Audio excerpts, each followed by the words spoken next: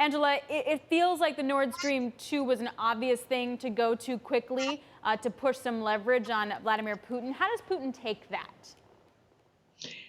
Well, Putin believes now that the West is out to get him. He obviously does want Nord Stream 2 to go ahead. And if there are more sanctions, it will also, of course, depend on what the German government itself does, the new German government that just come into office.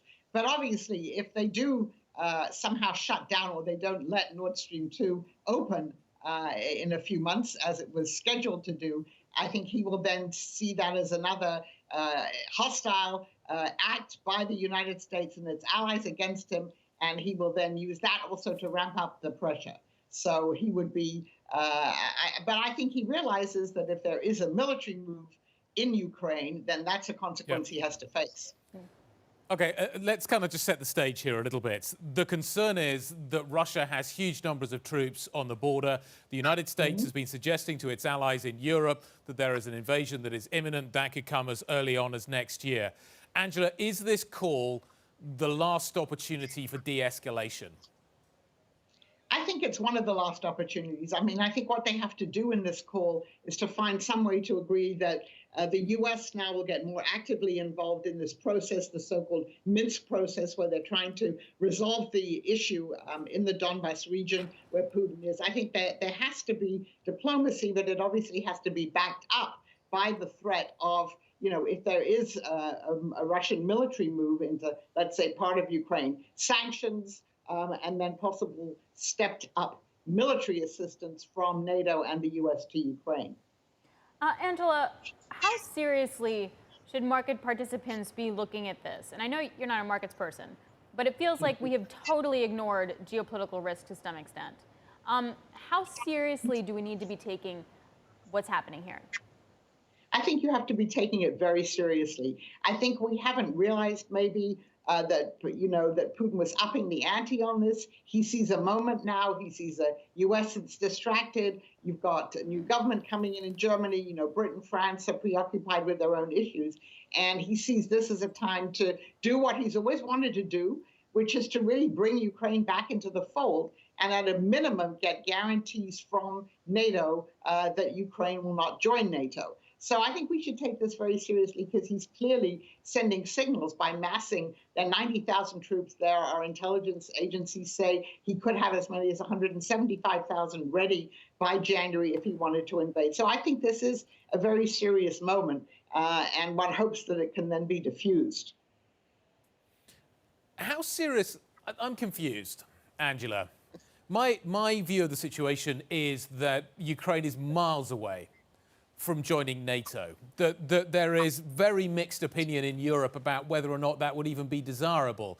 Now, clearly, Europe and the United States don't want to take away the opportunity for that to happen, and they don't want to remove that from a sovereign nation, and that's kind of what this is all about.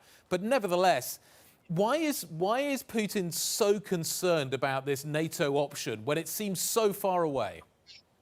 Well, first of all, you're completely right. There's no prospect of Ukraine joining NATO for the foreseeable future. Germany, France, and other European countries are definitely against it. And the Biden administration has not said that, it's for it at the current time. So I think he's using this as a way of getting the West to accept the fact that Russia does have a right to a sphere of influence. Now, we're not going to do that in so many words, but he wants somehow to get the West to understand that he sees Ukraine joining the West as a threat, and particularly having NATO weapons and NATO military trainers working with the Ukrainians. So I think that's his concern.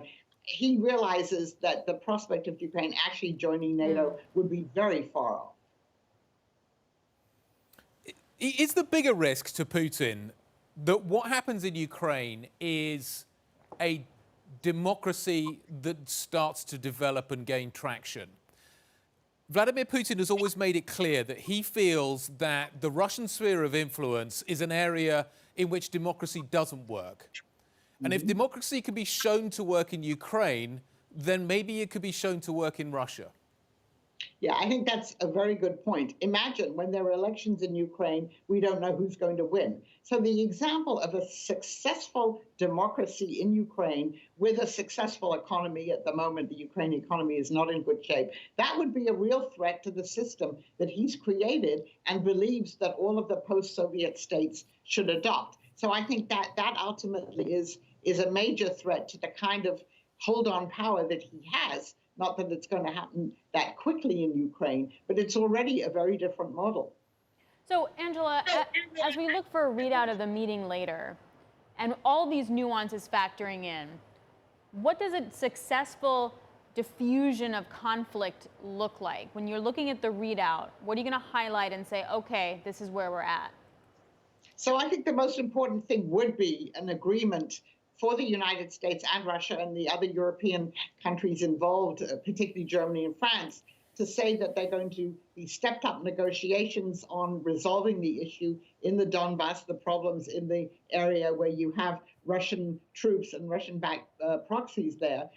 I think that would be a maximum successful outcome. You're clearly not going to have Putin say, "Okay, I've changed my mind. We're going to withdraw all these troops from near the border." But I think an agreement to sit down and look into all these issues would be a success.